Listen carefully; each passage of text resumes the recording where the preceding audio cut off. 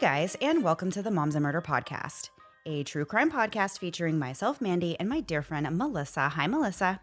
Hi, Mandy. How are you? I'm doing awesome. How are you? I'm good. I love your new radio voice on these new microphones that we have, that we're so Yes. lucky to have now.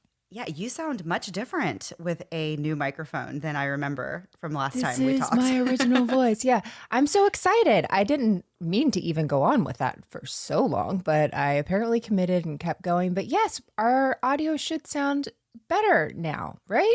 Yeah, I know. I was very excited to get our new microphones. We've been talking about getting new mics for a little while, and we finally decided, let's just do it. Let's go crazy. Let's just get new mics. And we are so happy to have them. So yeah, hopefully you guys will notice an improvement in the sound quality and that you like that. Or Wouldn't it be funny if somebody wrote and was like, I actually liked the old sound quality whenever it sounded like you guys were both in wells at your own right. homes. But hopefully, and give us a little bit of grace because we're learning the new audio and it can be a little different, but I think it should sound fine. Yes. Fine. I don't know why I said fine. For sure. Yeah, so not only did we get new mics, but I also am using a whole new system to record into and everything. So it's all new for me. Melissa has been on this system for quite some time, and I am just joining her. Now we're both using the same everything. So yes, hopefully that will improve the podcast quality for everybody listening. So yeah, we're very excited and excited to get into this episode this week. This is another story that's just really, really heartbreaking, really tragic, but also has some very, very interesting and crazy details. So we will get right into it. It's not very often that you hear somebody say that their childhood was so perfect that they would actually rate it a 100 out of 100.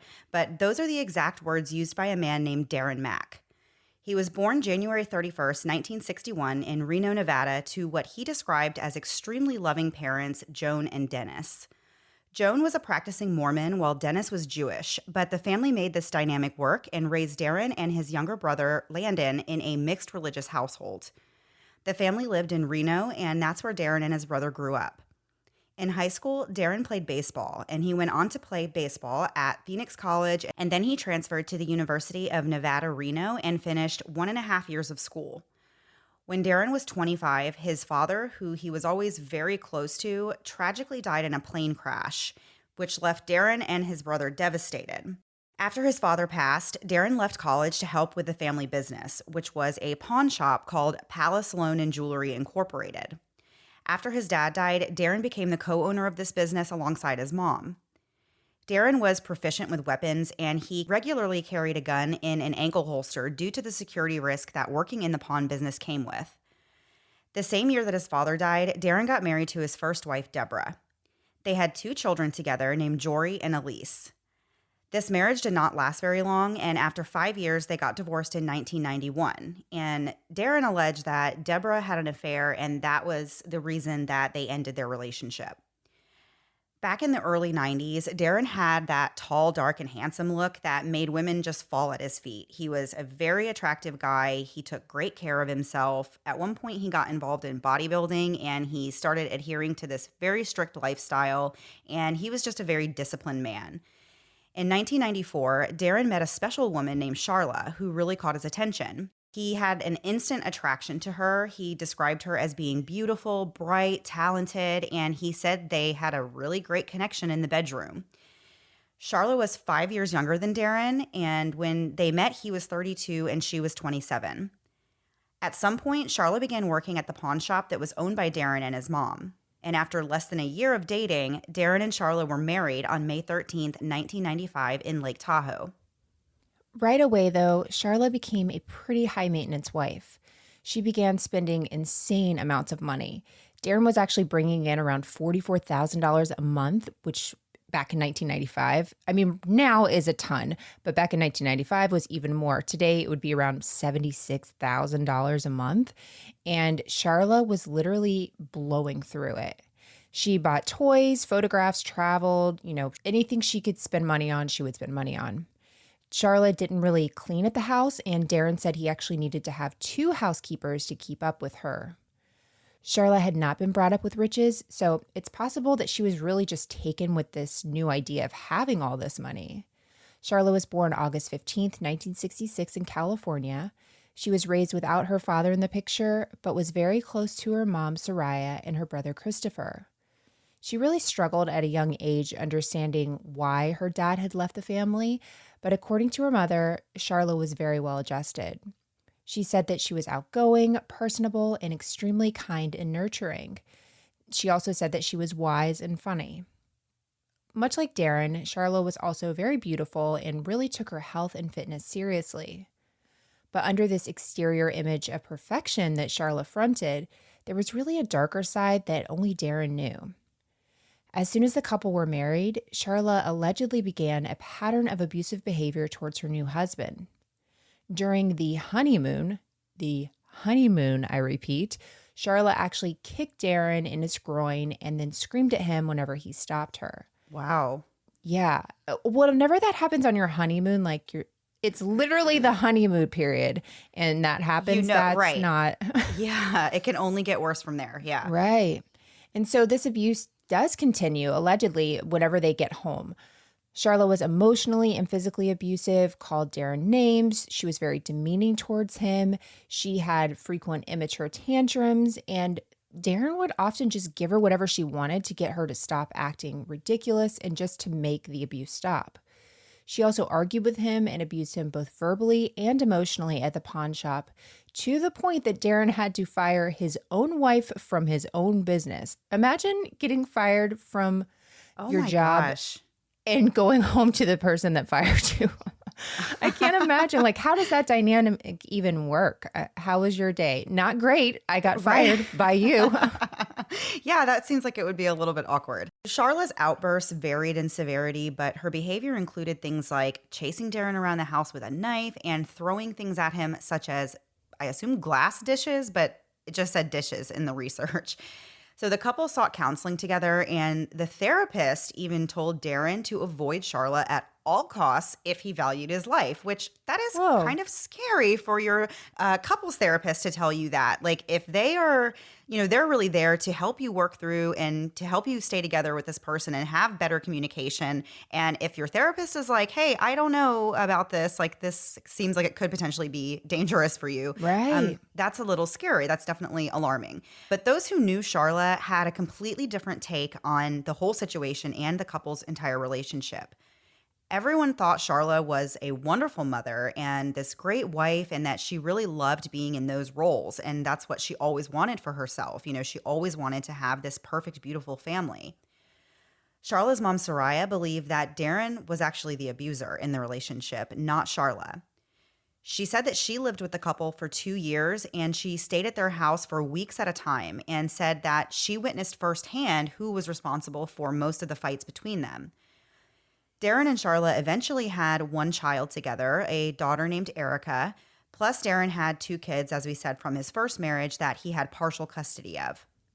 According to Soraya, Darren once forced Charla to move out of their home for 6 months, and Soraya stayed in the home with Darren and the kids because Charla said, hey, Mom, please stay there. I really want you to look after my daughter, Erica. By all accounts, Charla was a very involved and doting mom to the little girl, and she was active in her life and activities and often volunteered at the elementary school. But according to Darren, this was just all a facade. Darren alleged that Charla came from a very dysfunctional home and that her mom, Soraya, constantly had new men in and out of the house, and also said that Soraya was abusive towards Charla and even introduced her to drugs. It's unclear what the truth really is there, but Darren pretty much says, hey, the reason Charla is the way that she is because this is how she also grew up in her own home. Right. In 2002, the family was shook when Darren suddenly came down with spinal meningitis, which is really terrifying. That's actually one of those illnesses that I kind of think about sometimes. And I'm like, oh my gosh, that's so scary because it comes on so suddenly and you have to have it treated right away pretty much. It can be fatal in a very short period of time. So this is very, very scary. So he became partially paralyzed, and this paralysis lasted for 3 months. After a year of working really hard, Darren did make a recovery, but Soraya credits herself and Charla for that. Darren did acknowledge that they did play a huge role in his recovery. He actually went on a radio station where he thanked his mother-in-law and his wife for saving his life. But then a short time later, Darren started saying that the only reason he got sick in the first place was because he was so stressed out from being married to Charla and that he just he could not handle the amount of stress that she was putting on him. Hmm. Following the scary bout with spinal meningitis, Darren allegedly had this epiphany about living life to the fullest, and he wanted to get out there and experience more things for himself. Specifically, Darren was interested in joining the swinger lifestyle. Charla, however, allegedly was not interested. She felt that she was no longer this young party girl, and she really wanted to focus on being a mom and doing mom things and not being out looking for dates with other couples. According to Soraya, when Charla refused to participate in this lifestyle, that's when Darren decided to end the relationship. But according to Darren, that's not really how things went down. He says that after his near-death experience and the way that Charla treated him while he was recovering from that, that was the real reason that he wanted to get a divorce.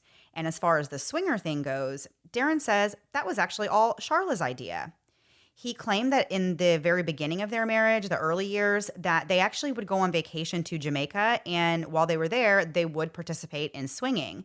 And Darren said that this eventually led them to having an open marriage where they could each have outside relationships of their own. Darren claimed that he only cheated on Charla one time after she did it first, which that's kind of a common thing in this couple's relationship, was that it was kind of a lot of like, back and forth with like, oh, he did it or you did it, or you know what I'm saying? Just kind of Tit like for that. tat. Yeah, exactly. Just constantly trying to get one over on the other person. And, that kind of thing escalates very quickly into like just chaos, within a Right. relationship. Yeah. By July of 2004, the couple was completely separated, and early in 2005, the official divorce proceedings began. Charla did not accept this divorce, and she allegedly began stalking Darren and actually escalated her abusive behavior. The couple was not able to agree on anything when it came to their divorce. They argued over distribution of property, which meant the court had to get involved in this. That's when Judge Charles Weller, a family court judge, took over the case. He held a hearing about the property settlement and ordered that within 48 hours of the settlement, Darren must pay Charla a sum of $480,000. $50,000 of this Charla was able to use for whatever she wanted, and the rest was to be used for her buying herself a house and a vehicle. So what did we say he was making a month? $40,000 a month? $44,000. Yeah, Yeah, so that's $44,000. a whole year's worth of income you're supposed to give her in 48 hours. That's Right. Whoa. So Judge Weller also ordered Darren to pay Charla $10,000 a month in alimony. And Darren's listening to this. He's hearing this. He's trying to get this divorce over with, quite frankly. But it's telling the judge, hey, I can't come up with $480,000 in 2 days without borrowing this money from someone else. So the court pauses the proceedings while each party speaks to their lawyers, and another hearing is scheduled for May 24th, 2006. During this second hearing, Judge Weller awarded Charla and Darren joint custody of their daughter, Erica. He also ordered Darren to pay 18% of his gross monthly income to Charla for child support. So his monthly gross income was over $44,000, as we said. So child support would have been over $7,000 a month.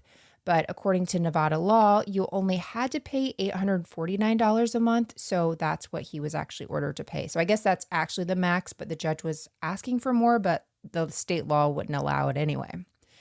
So this is, though, in addition to the $10,000 a month that he's paying her in alimony. So Charla was also awarded possession of the couple's home, which Darren had originally requested for himself. Not only did Judge Weller not grant his request, but he also ordered him to pay the mortgage, the taxes, and all the bills related to the house while Charla was living there. Wow. That's a lot. I mean, at this point, I'm thinking, how do you spend $44,000 a month? And now when I'm hearing this, I'm like, oh, apparently you could spend $44,000 a month just paying her stuff. Right. This is so much. So according to Darren, Judge Weller showed some sort of prejudice towards him and seemed to favor Charla in the divorce. Darren felt like he was being bullied into agreeing to these terms because Judge Weller threatened him with jail time and further support obligations if he didn't. He also said that the judge threatened to hold a custody trial and really held it over his head that he could remove his daughter Erica from his custody. Darren really believed that the judge was in cahoots with Charla's attorney. But as we said, Darren had money to hire his own good counsel, and his attorneys felt that Judge Weller's decision was egregious, and they had the grounds to appeal to the Nevada Supreme Court. Well, Charla knew if this goes to the Supreme Court, she's not going to really get anything. So she makes this huge effort to come to this last minute settlement with Darren before it goes to the Supreme Court.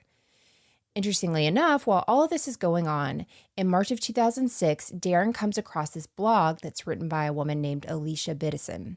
She posted this blog about Judge Weller because she was also in the middle of this custody battle with her ex-husband, and she had this really terrible experience. And she felt, just like Darren, that she was being treated unfairly. And so Darren talks to her, and the couple actually begins dating. Then 3 months later, a shocking and unthinkable crime occurred. And we're going to get into more details of this case after one quick break to hear a word from this week's sponsors.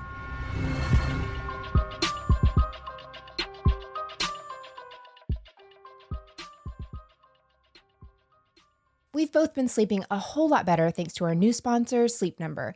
Sleep Number beds allow you to take charge of your sleep with their custom settings.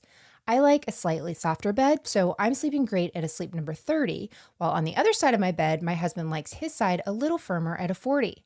Mandy, I had a really great experience at the Sleep Number store. How was yours? My experience at the store was amazing. As soon as I walked in, I felt like I was really getting the VIP treatment. The atmosphere of the store was very calming, and there was no hard selling tactics involved. Melissa, how was the setup process of getting your bed? It was great. When they showed up, they actually helped us move our old bed into my daughter's room and did the complete setup for our bed in about an hour. They showed us all the buttons, all the gadgets, all the things you can do with your bed to get the best night's sleep. So by the time they left, we felt totally prepared and ready for the perfect night's sleep, which we got.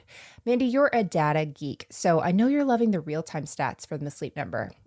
Yes, I absolutely love all the data that my Sleep Number bed collects on me and allows me to make changes where necessary so I can get a better night's sleep.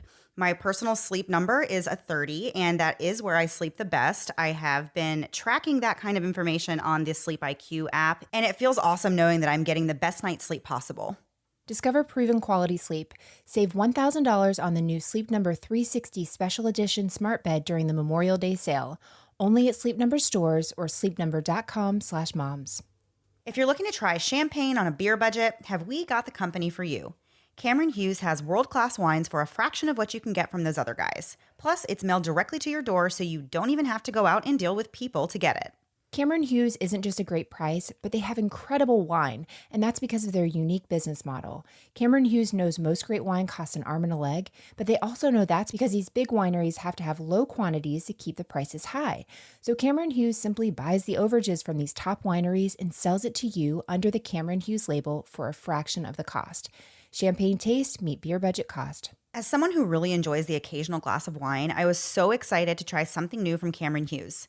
One of mine and my husband's favorites was the Lot 765 Zinfandel. Sometimes Zinfandels can be too sweet for my taste, but this one was perfect.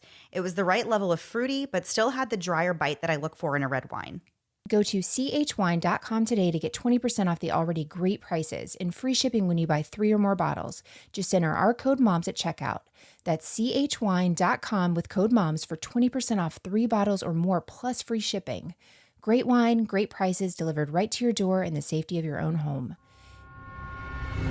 And now back to the episode. Before the break, we were talking about the messy and very expensive divorce that Darren and Charla Mack were in the middle of. Darren felt that the judge presiding over their case was treating him unfairly and viewing Charla in a privileged light. And he was also dating a new woman at this time who had problems with the same judge as well.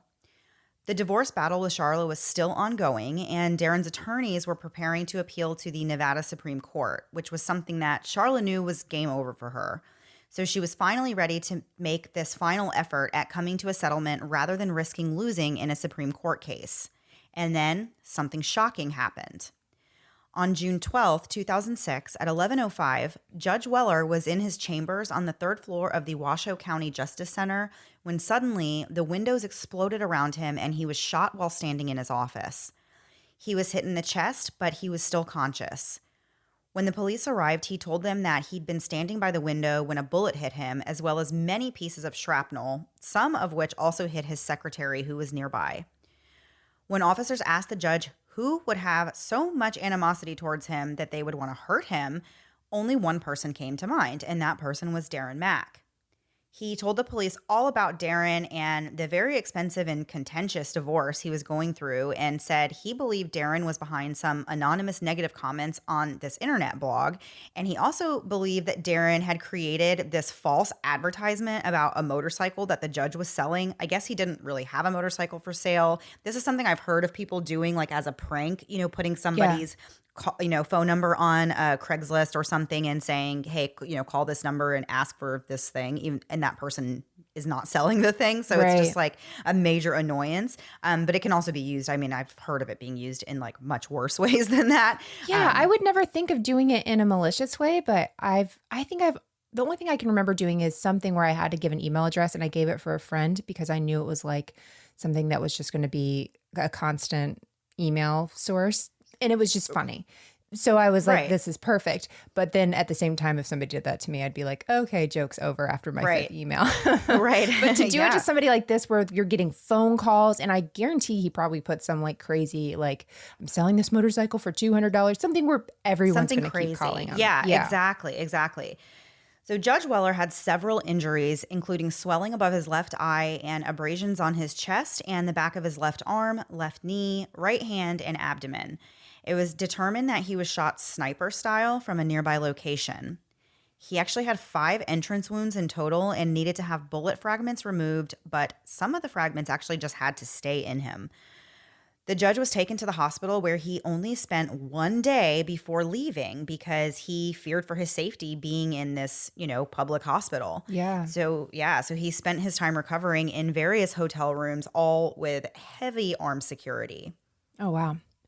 So, as police were just starting to investigate the attempted assassination of Judge Weller, they receive a call from a man named Daniel Osborne who said that he was a friend of Darren Mack.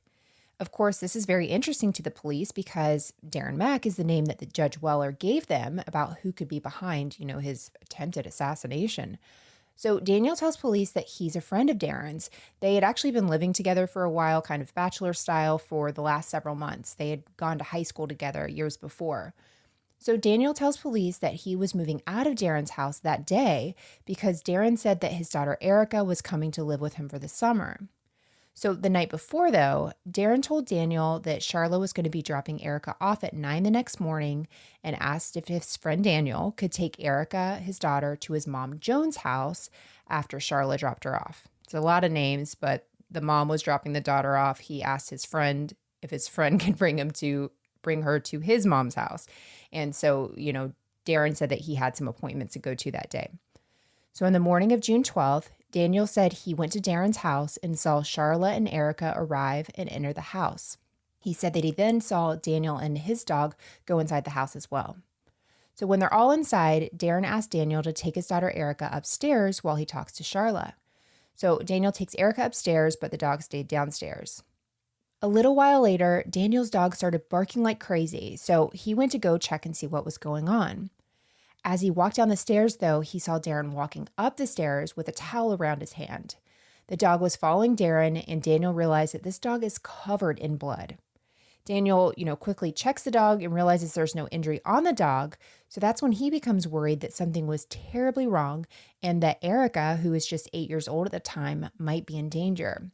So he takes Erica and the two leave. On their way out, Daniel notices that Charla's car was still parked outside the house. A little while later, Darren calls Daniel saying, he wants to see his daughter. So Daniel meets Darren in a local coffee shop parking lot and goes inside while Darren talks to his daughter outside. Daniel then takes Erica to Darren's mother's house, and when he gets there to drop the little girl off, Daniel tells Joan that he's really concerned about Charla. And Joan said, she's getting scared and just wants Daniel to stop talking like that. And that's whenever Daniel decides that he needs to call the police. So officers did go to the house to try to speak to someone, but there was no one there. There was no answer, so they left without further investigation. But after Darren was identified as a possible suspect in the Judge Weller shooting, police called Daniel back and asked him to meet them at Darren's house. At the house, Daniel immediately noticed that Charla's car had been moved. When he left the house with Erica, the car was in front of the house, as we said, and now it wasn't there. Officers checked the doors, and all the doors, including the garage, were closed. But there were multiple stains on the driveway that looked like they could have been blood, and this led Detective Jenkins to believe that somebody inside the house might be hurt. He knocked on the door of the home, and nobody answered. So he tried to call Darren's phone and also got no answer, of course. At this point, Daniel said, hey, I, used to live here. I know my way around and I can open this garage door. And so the officers were like, okay, I've heard of that before where the police are like, we don't have a warrant. We can't do anything. But if somebody else lets us in, Right. then that's a different story. So Daniel opened the garage door. And sadly, that is when everybody's suspicions and fears were confirmed. Charla was found laying face down in a large puddle of blood. She suffered deep stab wounds and slashes to her upper neck and torso, her arms, and her legs. Her car was also parked in the garage and had a ton of blood inside. Her keys were laying in the passenger seat, soaked in blood, and there was blood on the driver's side of the car and shift column, and on the steering wheel and the top part of the brake handle. Officers also noticed what appeared to be drag marks from where Charla's car was parked on the driveway going into the garage where her body was discovered. So it kind of looked like she may have been stabbed while she was in her car in the driveway. And this probably would have been when she was trying to leave the house. And so then what it was looking like from this evidence is that he may have possibly dragged her body to the garage and then later moved her car in there too. The severity of Charla's injuries was soon learned. She'd been stabbed 7 times and she suffered blunt force injury to her upper left arm, neck, and nose. The cause of death was ruled to be a stab wound to the left neck region, which injured the neck structure, but there was evidence of multiple sharp force and blunt force injuries. Detective Jenkins did a quick sweep of the house to make sure there was nobody else inside. And while he was in there, he noticed there were several pieces of yellow notepaper with different lists written on them in the kitchen. One of these lists was a to-do list that appeared to be linked to both Charla's murder and the attempted murder of Judge Weller. So keep in mind at this point, though, there's no warrant to officially be searching the house for this kind of evidence. So Detective Jenkins Right. has to be very careful, that he doesn't touch anything or disturb anything or really even say anything. He just has to make these mental notes about what he saw in the house while he was in there. But they don't have a warrant. So you got to be really careful with that kind of thing.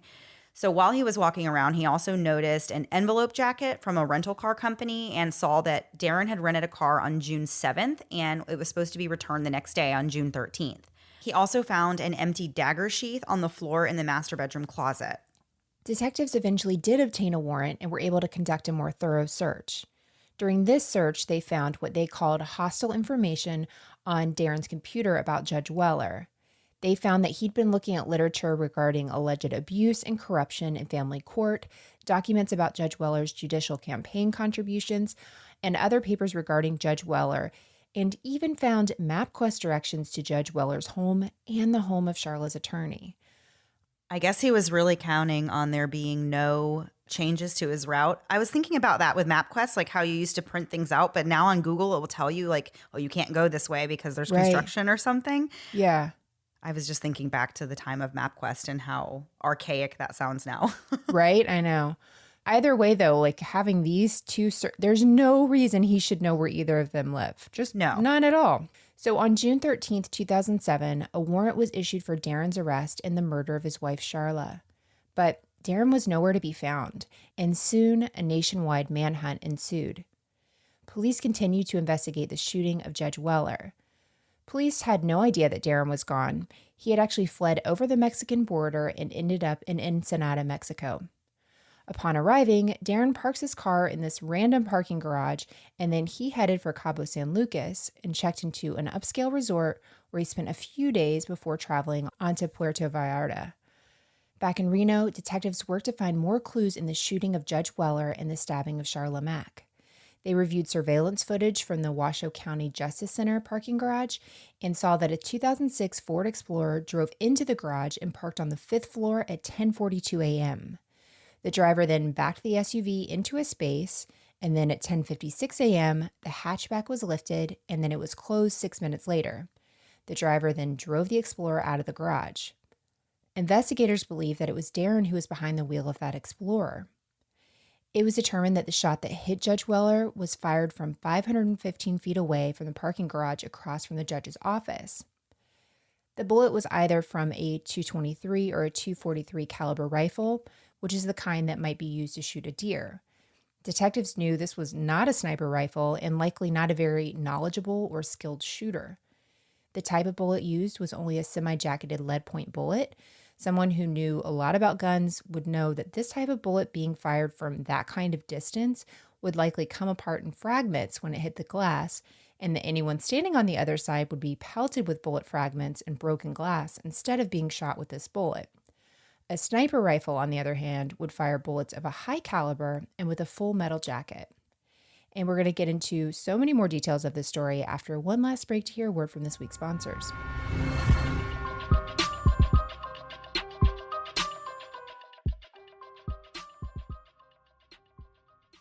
The other day, my daughter asked me if her eyes will look like a zombie like mine when she gets older. And the answer is yes, absolutely. But lucky for her, I found magic in a container, and that's my Thrive Cosmetics Brilliant Eye Brightener in Stella. This shade really looks good on everyone, and I can put just a little on the inside of my eyes, and suddenly I look like the living people in the zombie movies, and not the dead ones. I am obsessed with the Liquid Lash Extensions mascara. It's the best-selling mascara. One is literally sold every 5 seconds, and for great reason. It's flake-free, smudge-free, and clump-free, perfect for all-day wear. It's like getting a set of lash extensions before you leave the house. And best of all, their mascara, as well as all Thrive Cosmetics, meet their clean beauty standards, which means that they're cruelty-free and never tested on animals. Not only does Thrive make amazing products, they go beyond skin deep and have a bigger than beauty mission that we both love. For every product purchased, Thrive is committed to support nonprofit partners with a donation of funds or products, including to women battling cancer. It's so great to know that they're standing beside and supporting women going through the most challenging times, and it makes me even more excited to join them by purchasing cosmetics through them. I love everything about Thrive Cosmetics. Their products are the best I've ever used, and their bigger than beauty mission is truly inspiring. You're going to love them as much as we do. Visit thrivecosmetics.com/moms for 15% off your first order. This is an exclusive offer you can only get here. That's Thrive, CAUSEMETICS.com/moms for 15% off your first order. Thrivecosmetics.com/moms. Life is full of surprises. One minute things are going great, and the next you feel like things are out of control. Your mind is all over the place, and you're struggling to find balance and peace. Or maybe you have critical or urgent things going on in your life that you need to discuss with someone and just have the opportunity to let it all out. BetterHelp Online Counseling may be the solution you've been looking for. I signed up for BetterHelp over a year ago, and when I signed up, I took a short quiz to figure out what I was looking for in a counselor and was matched right away to a therapist who I've really enjoyed talking to. My counselor is helping me work through some things I've actively been trying to avoid, and I love that I have the option to speak with her by video chat or phone calls. I personally prefer phone calls for the same reason I like having a podcast and not a YouTube channel. Plus, I can message her throughout the week just to check in. She sent me articles to read and makes me feel like she's genuinely invested in the things I want to work on. Being able to speak to my counselor from my home and at times that I can make work is one of the best gifts I've been able to give to myself. Everything you share with your counselor is confidential, and BetterHelp can help match you with a counselor who is specialized in things like depression, stress, anxiety, relationships, trauma, and more. In fact, so many people have been using BetterHelp that they are recruiting additional counselors in all 50 states. We want you to start living a happier life today. As a listener, you'll get 10% off your first month by visiting betterhelp.com/moms. Join over 1 million people taking charge of their mental health. Again, that's BetterHelp, HELP.com/moms. It's been a while since I've had a baby of my own, and some days I miss it so much. The baby cuddles and baby smiles, but when it comes to diaper rashes, not so much.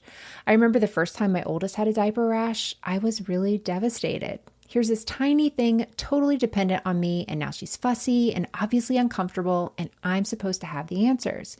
Well, with time and treatment, it went away, but what I really wanted was to avoid it altogether. And now, baby butts rejoice. New Huggies Skin Essentials are here, a brand new dermatologist-approved line of diapers, wipes, and pull-ups training pants, all designed with baby's sensitive skin in mind. The wipes are thick and have zero harsh ingredients for a great, gentle clean. Pull-Up Skin Essentials has got your big kid covered too, with a training pant that's ultra soft and breathable to help protect sensitive skin throughout potty training. Whether you're a first-time parent or a seasoned pro, make it easy on yourself and your baby with Huggies. Learn more at Huggies.com. Once again, head to Huggies.com to learn more. And now back to the episode. So before the break, we were just getting more into the story of Darren Mack and the murder of Charla Mack and the attempted murder of Judge Weller, who was presiding over their divorce proceedings. We were talking about Judge Weller being shot while he was in his office, really being hit just with a lot of bullet fragments and broken glass, but he did survive that attack. And so they're investigating this and realizing that whoever has done this probably wasn't a very knowledgeable shooter. They didn't use the type of bullets that would have been appropriate for a sniper type of killing. So they're kind of thinking, Darren might actually be the one that was involved in both of these things. So detectives interviewed Darren's new girlfriend, Alicia, to try and get more information.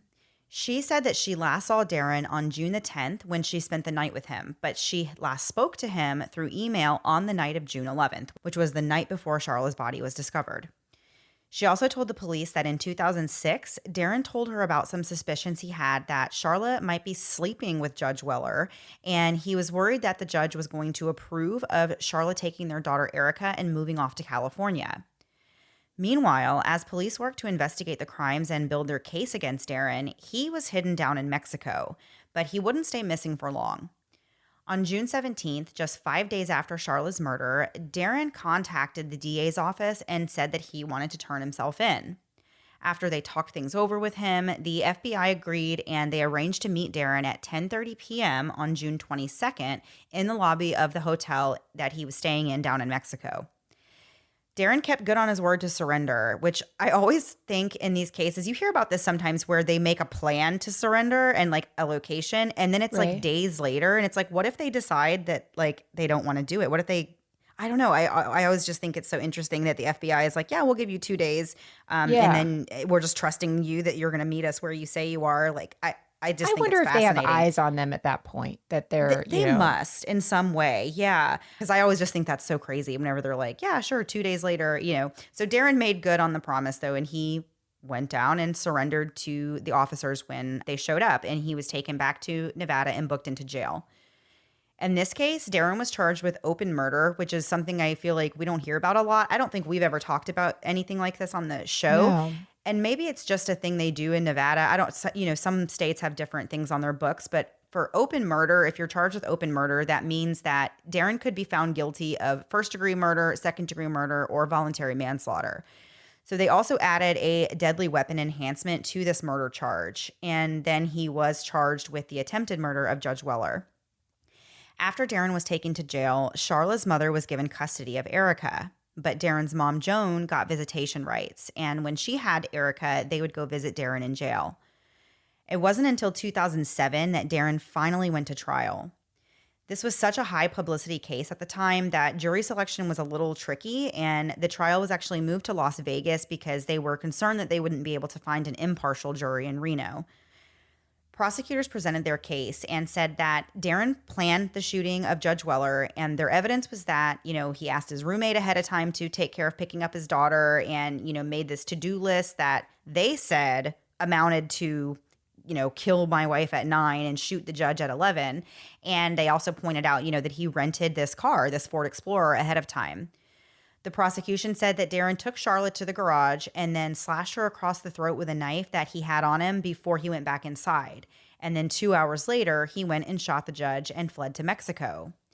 They alleged that Darren was so angry over their divorce and the settlement, and that was his motive for murdering Charla. They said that he wanted retaliation against Judge Weller because he was the one who caused all of it. The prosecution even came prepared with an expert to refute the insanity plea that Darren's defense was going to be presenting. But after the prosecution rested, Darren instead took a plea deal. If his defense would have been able to present a case, they would have said that Darren killed Charlotte in self-defense and that he was suffering from insanity when he shot the judge. Their case was that Darren woke up on June 12th in literally what they said was an insane state of mind and did not understand right from wrong on that particular day. They said that he stabbed Charlotte in self-defense, quote, as a reasonable person would, end quote. And then after she died, he continued his insanity and shot the judge on his way out of town. If they presented their case, they would have also brought up all of this abuse that allegedly took place at the hand of Charla, as well as evidence to support that she was in fact a violent and dangerous person. Darren's new girlfriend, Alicia, backed up his story about him being afraid of Charla. Alicia said that Darren told her about the abuse and that she'd personally overheard Charla screaming at Darren over the phone. Family members of Darren also said that they'd witnessed Charla's behavior. His cousin Corey said that in October of 2003, Charla actually punched Darren in the stomach, verbally abused him, and belittled him while they were on a cruise. Corey actually had to step in that night and get Charla to calm down. Darren's son Jory also said that he'd seen Charla get violent with Darren, but never saw his dad return this violence. When Jory was around 10 years old, he witnessed Charla smack his father. When he was 12, he said that he saw Charla jump on top of Darren and hit him in the chest. He said that he saw her fly into a rage several other times. According to Jory, Charla was also abusive towards himself and his mom. Deborah, his mom, actually contacted CPS to look into it. Not only did Jory say that Charla was unpleasant, but he also said that her mom, Soraya, was unpleasant as well, which was something that Darren also alleged. He said that Soraya was the reason that Charla was so quote-unquote crazy in the first place. Darren said that Soraya was into astrology, and she believed that she was merely a pawn to the alignment of the stars, and she had no control over her own actions. Another friend of Darren's, Michael Lobb, who happened to be an attorney and had been a friend of Darren's for over 30 plus years, provided further stories to attest to the fact that Darren feared his wife. Michael actually ended up loaning Darren a bulletproof vest because Darren thought that Charla was going to kill him. Imagine that conversation, saying to your friend, I think my spouse is going to kill me. Do you have something I can use? How serious do things have to be at that point? Because you have to feel just terrified, to be able to share that story, like to go to that point, to disclose that. Things have to be really, really bad. You're not going to just do that a one-off conversation. That's something that's really, really serious. So Michael even said that Darren often stayed in their guest house because he wanted to avoid Charla's wrath. He said he also saw marks on Darren that were consistent with being physically attacked, and said that Darren had all but accepted that Charla would murder him one day. Oh my gosh. Yeah. And yet another attorney agreed, Darren's divorce attorney from his first divorce from his wife, Deborah, and said that he had even hung out with Darren and Charla socially after the couple were married. He described Charla as, quote, very smart, clever, and cunning, end quote. He said that about 4 years into the marriage, Darren actually came to him and said that Charla had a crazy bad temper and he was worried she'd, quote, stick a knife in him. Prior to stabbing Charla, Darren repeated the concern that she was out to get him more than once. Charla and Darren were also seeing a therapist together who said she witnessed Charla's unprovoked rage during their sessions. There were multiple people, in addition to the ones that Melissa just mentioned, who spoke to this effect regarding Charla. So it does seem like she may have been a little unstable and had some violent tendencies. There was documented proof that Darren had tried to resolve his issues with Charla. There were multiple police reports, there were mediation reports, and there were even applications made for domestic violence protection orders that Darren filed before the murder back in 2005 and 2006. Even Charla seemed to acknowledge her own rage. She actually kept a journal, and the journal entries really were all over the place, but overall it seemed like she was trying to get her life in order. She wrote about Darren, and she admitted in the journal that he was trying to make things work out and was trying to make her happy. Some of the journal entries had a more upbeat and positive tone, and others were just way out there and were just coming from a really dark place. Darren really wanted to take the stand and tell his version of the story to persuade the court to believe that he did act in self-defense when he stabbed Charla. According to Darren, days before June 12th, he asked his friend and former roommate Daniel to take his daughter Erica to his mother's house so that he could go to some appointments. At 9:15 a.m., he says that Charla arrived with Erica and he met them in the driveway.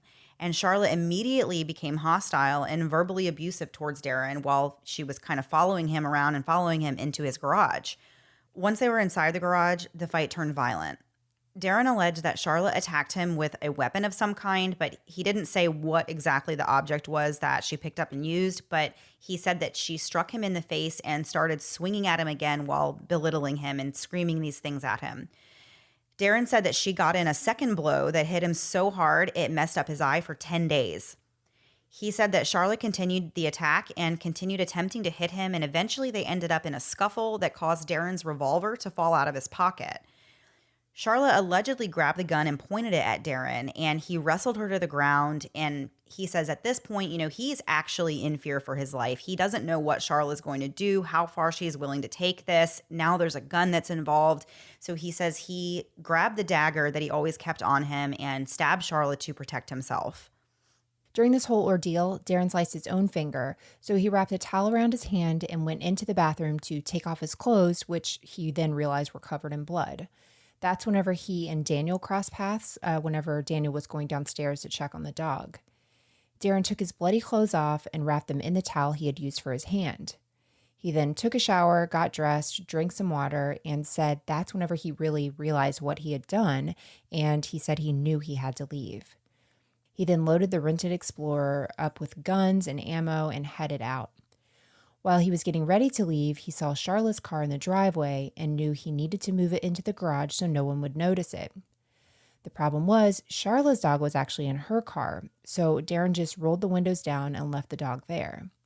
He had to move Charla's body out of the way to pull her car in, and when he did, he realized that some of her hair was tangled up in the revolver, so he yanked it out and tried to clean the gun and the knife with some towels nearby, but eventually gave up and decided to find a place to dispose of them entirely. He said he later tossed these items in a landfill. Darren then dragged Charla's body to the back of the garage and then made an attempt to clean up the crime scene. There was too much blood and he couldn't even come close to cleaning it up. So that's whenever he pulled his own car, a Jeep Cherokee, into the garage next to Charla's and then went inside to think things over. He then wrote a list of what had just happened. He was very much a list maker, and he made lists to help him make sense of things, which I think a lot of us are list makers in that, not that situation, but in other things in life. But this list is one of the many things that police found when they responded to the crime scene. The list doesn't make a ton of sense, but we'll go over quickly what was on it. The first thing said, Dan, take Erica to Joan. The next was Cherokee side window down. The next was garage door open, Jory side. Then it said end problem. Then put LEX in garage, lock home. The next was parking garage, if yes. And the last one was attorney office. Yeah, so none of that makes a lot of sense to us. I assume those are kind of like shorthand notes that he would know what he meant when he wrote those things down. But I think it is pretty clear that they have something to do. It does seem like these notes have something to do with Charla's murder and with the shooting of Judge Weller. Right. So as we've been saying, the defense never presented their case because Darren took a plea deal. But if they had been able to present a case, they would have brought up several things that, in their opinion, proved Darren's innocence, such as the fact that Darren was very organized, as we said, and he used his phone calendar for everything. The date of June 12th did have some entries in it. He had an entry at 8 a.m. that said, warning, start of cycle, which literally was a warning to himself that Charla was starting her cycle because, according to him, he knew that that's when, she was definitely more at a risk of having an argument or fighting with him. So he made a note of that on his phone. So at 10 a.m., there was another entry that said, Joan, pick up Erica, which I assume was just picking up his daughter. At 11 a.m., there was an entry that said, pick up Ambien. So the defense would have said that none of that, nothing that was in his phone, indicated that he was planning to murder Charla at 9 a.m. or to shoot the judge at 11. According to Darren, after the murder, he left in the rented Explorer and met with Daniel and his daughter Erica at this coffee shop. And then as he was heading to catch a flight out of Reno, he made a split-second decision to, quote, do something to prevent others from being hurt similarly as he had been hurt, end quote. He drove to the Justice Center parking garage and shot the judge from a long distance away and then headed for Mexico. Darren said the reason his defensive wounds weren't so obvious by the time he turned himself in was because it had been long enough that they had healed. Investigators didn't really find enough blood at the crime scene to suggest that Darren was seriously hurt in the fight in the first place. They did say they found a small amount of blood that would have been consistent with cutting his finger on the knife, but nothing to suggest that he actually lost a lot of blood or had a severe injury. Darren asked his defense attorney to look for the gun in the landfill to prove his story, but the defense actually chose not to do that.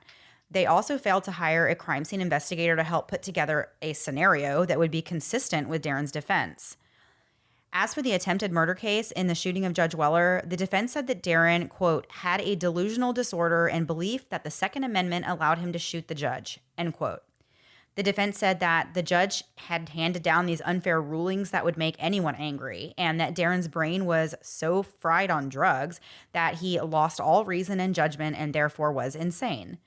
There was no real evidence, however, to support insanity, but the defense did find a doctor that would have attempted to establish insanity, but even he told the defense team that there were major problems with going the insanity route in this case. And so when the defense heard, this professional saying, "Hey, I don't really think insanity is going to work here," they actually asked him not to even write a report. Like, they were like, "Hey, don't bother. We don't need anything that you have to say." Yeah. So this doctor did write an interim report about Darren that said that he had a delusional disorder with depersonalization, but the report did not specify what the delusion was. The doctor cited the meningitis recovery and Darren's, quote, distorted case of reality surrounding the divorce proceedings as the source of this disorder.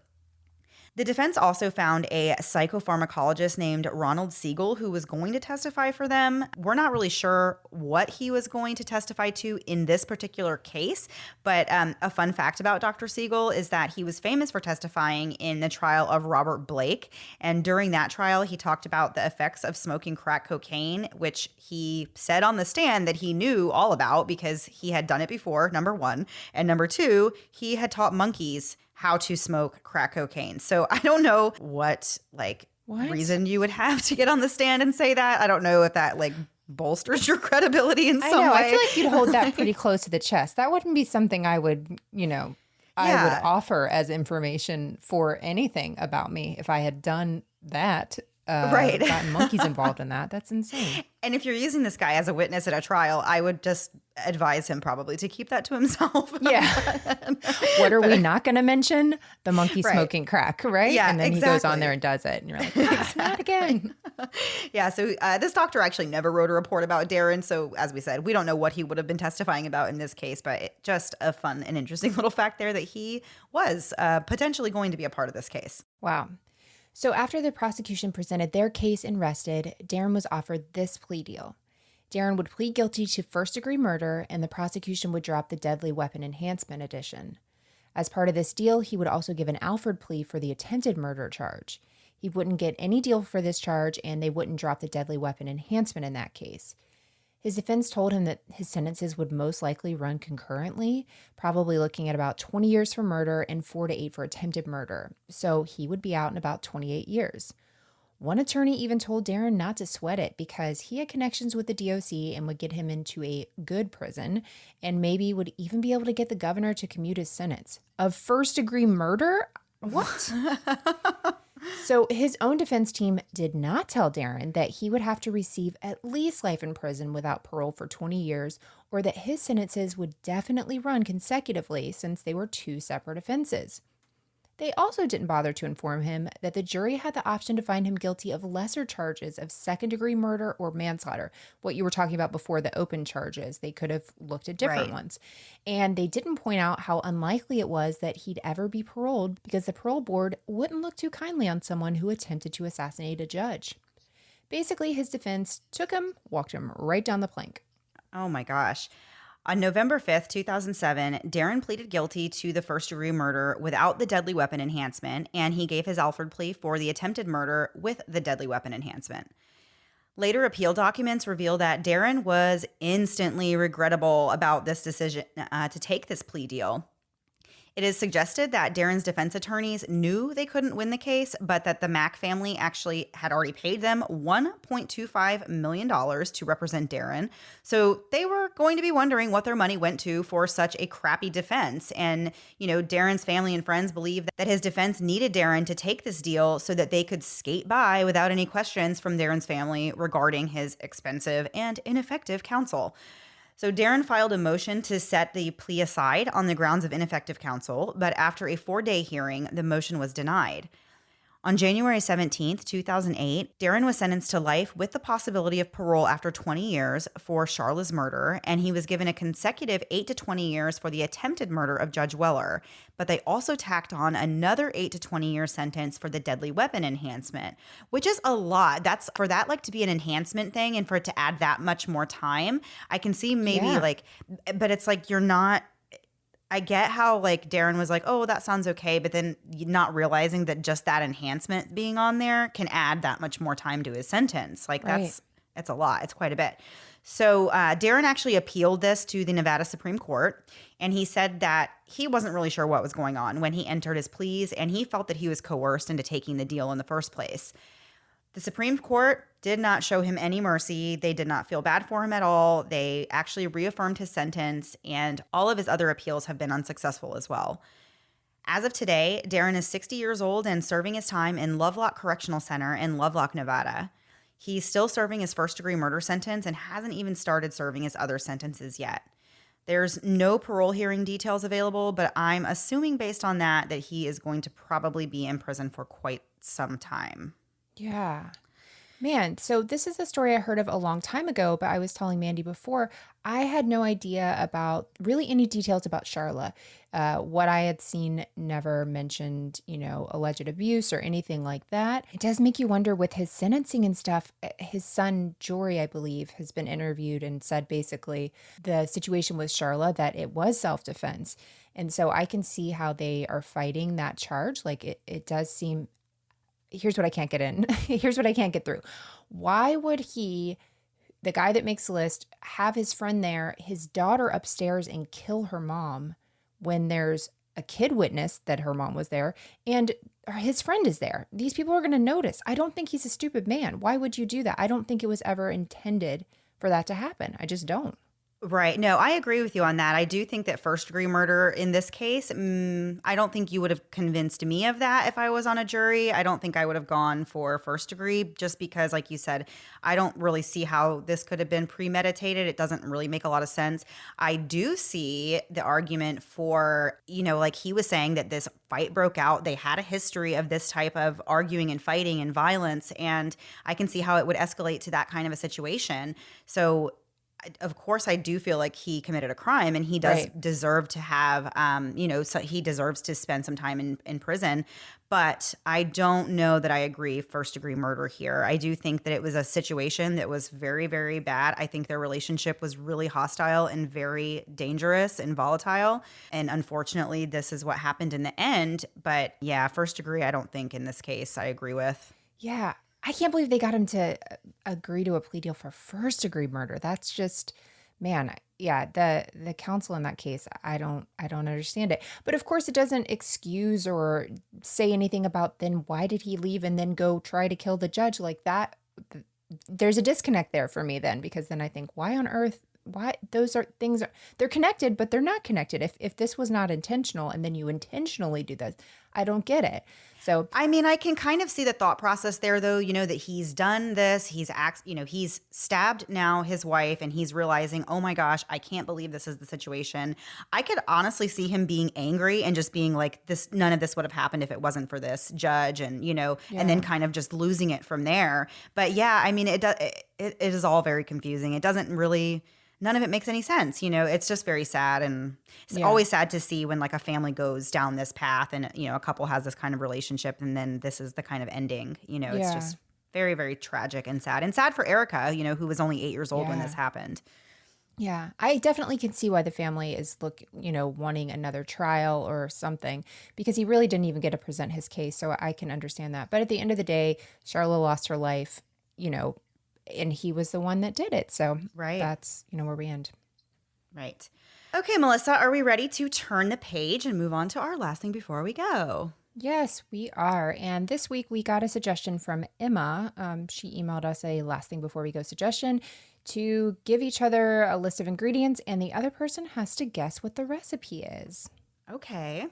All right. Do you want to start or do you want me to start? I'll start. Okay. Okay, here we go. Feta cheese, tzatziki sauce, lettuce, tomato, lamb, pita. I have no idea. It's a hero. And it is my hero food. I mean, when I see one, like it literally is my hero when I have it. I have a question. Okay, so hero spelled Gyro, right? Yes. And okay, so when they sell them in the mall, heroes are made of lamb? Hero traditionally is lamb. Yeah, you can. Okay. I sometimes get chicken, but I like lamb. Yeah, hero meat is typically lamb, though. I know you're not going to believe me, but pita bread is kind of, it's not noodles to me, but there's something, it's I don't understand how though. okay. It's like kind of chewy. So I feel like I'm going to choke on it. But if it's baked, like, okay, if I make like a pita pizza or something, I can do that. But if it's just raw pita, it's a choking hazard for me. It's a literal choking hazard for me. I can't do it. Oh I don't, my so I don't think I've gosh. ever had a hero. Oh my gosh, you are missing out on one of the best things in life. I am going to take your word for it. I'm not going to believe you, but I will take your word for it. Okay, mine is pistachio pudding mix, crushed pineapples, miniature marshmallows, chopped nuts, whipped cream, and I like to put some coconut in it. Okay, it's not ambrosia Not ambrosia salad. because that has apples, right? I think so. I don't entirely know, but anytime I see it, it does have cherries in it, which I'm always drawn to, but Oh, no, no, no. So something that's what else. I don't like. That's what I don't like. I don't like that one. So this must be Watergate salad. It is. Ding, ding, ding. Good job. I love Yay. Watergate salad. That's my like go-to because it is no effort. You literally are just like pistachio pudding, throw it in. Everything, you just throw it in and mix it. And you're like, wow, this is so good. I love that. It's so good. My daughter wouldn't eat it forever because it looks weird. It's like that light green color.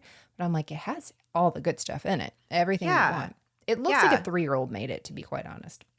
Those are the best kind of things. Yeah, we went to a little neighborhood gathering. My family did last night, and somebody had brought like a big bowl of. It was nothing but fruit. I mean, it was just berries, and there was mango chunks in there. There was apples cut up. It was just fruit, a bunch of Right. fruit in a bowl. And my little one could not stop going and eating it, and was like, "This fruit is so good. This is the best fruit ever." And I'm like, I cannot get you to eat half that stuff at home. I Right, don't of understand what course. is the appeal of just having it all in a giant bowl, but they loved it. And I was like, hey, that's there good. you go. Yeah, yeah. I love anything you can just throw together like that. It's great. For sure. Okay, my next one is peanut butter, cinnamon, vanilla, cocoa powder, agave nectar, avocados. Please stop with the avocados and everything. This is an announcement for the world. Stop trying to sneak avocados in everything. I get that it's healthy fats, but you don't have to put it in sweet things. Well, you don't have to, but it doesn't hurt you. This is avocado chocolate peanut butter pudding. What sounds not great about that? That's too many things. That is too many avocado, peanut butter, and chocolate. I draw Oh the my line at gosh, peanut butter and chocolate. yes. Oh, no, no, no. I love it. I actually had started off looking for weird recipes that I could try and trick you with. And then I came across this one and I was like, wait a minute, this isn't weird. This is great. I can't wait to try this. So I saved the recipe for avocado chocolate peanut butter pudding and I'm going to make it. Okay. Well, good luck with that one. I have feelings. Okay. My next one is one of my favorite things, cocktail shrimp. The whole meal isn't, but the cocktail shrimp are. Canned corn, frozen mixed vegetables, chicken broth, water, and why don't we just throw in some unflavored gelatin at the end? There's a lot of reasons not to do that, actually. Shrimp jello? It's jello and shrimp. It's shrimp Yeah. inside of unflavored jello, but I don't know any reason you would do that unless you were making this disgusting 70s dish called aspic, which is where you put a bunch of food that is not supposed to be encased in gelatin.